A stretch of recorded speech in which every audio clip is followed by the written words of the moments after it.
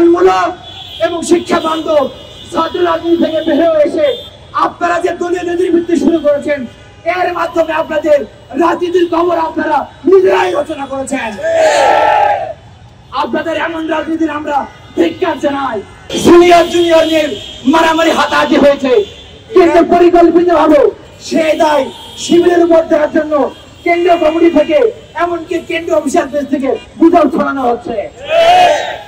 সংগ্রামী উপস্থিতি আমরা দেখেছি, আমাদের কাছে মনে হয় ছাত্র দলের কেন্দ্রীয় যে পেজ রয়েছে, অফিসিয়াল পেজ, এটি গুজব তৈরি ইন্ডাস্ট্রিতে পরিণত হয়েছে। এখানে অত্যন্ত লো কোয়ালিটির গুজব উৎপাদন করা হয় এবং এই গুজবটা কেন্দ্রীয় নেতা থেকে শুরু করে ইউনিট কর্মীরা এমন ভাবে সাপ্লাই দেওয়া সব জায়গায় দেখে মনে হয় যেন গুজব ছড়ানোর উৎসবে পরিণত হয়েছে।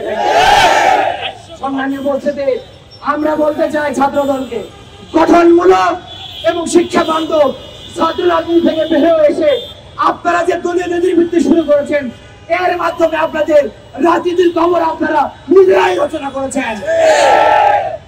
আপনাদের এমন রাজনীতির আমরা ধিক্কার জানাই। সংগ্রামী উপস্থিতি আমরা বলতে চাই, কোরআনের প্রোগ্রামে আক্রমণ করা, মসজিদে আক্রমণ করা, নামাজের প্রোগ্রামে আক্রমণ করা, এটি হচ্ছে রাম রাজত্ব প্রতিষ্ঠাকারী কসাই মুদির এজেন্ডা। এই এজেন্ডা ভারতে চলে, এই এজেন্ডা বাংলাদেশে কেন?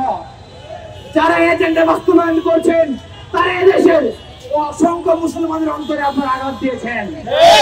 আগামী দিনে যদি আপনারা অবস্থান পরিবর্তন না করেন, মনে রাখবেন ফেরাউন টিকতে পারে নাই, নমরুদ টিকতে পারে নাই, আমান টিকতে পারে নাই, হাসিনা টিকতে পারে নাই, আপনারা এক মুহূর্তে টিকতে পারবেন না বাংলাদেশে।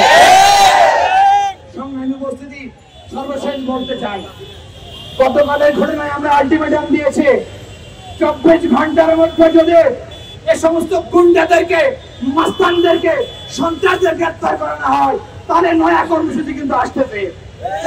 যদি কোনো বিশৃঙ্খলা হয়, যদি কোনো সংকট তৈরি হয়, এটাই বিএনপি সংগঠন এবং স্থানীয় প্রশাসনকে নিতে হবে।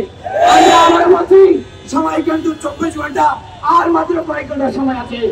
যা করার আপনারা উদ্যোগ গ্রহণ করেন, এরপরে যা শুরু হবে তা ঠেকাতে না বললে এদেশে কিয়ামত শুরু হবে।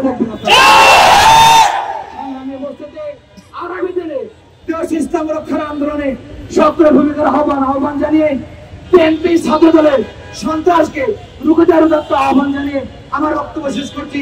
বাংলাদেশ জিন্দাবাদ।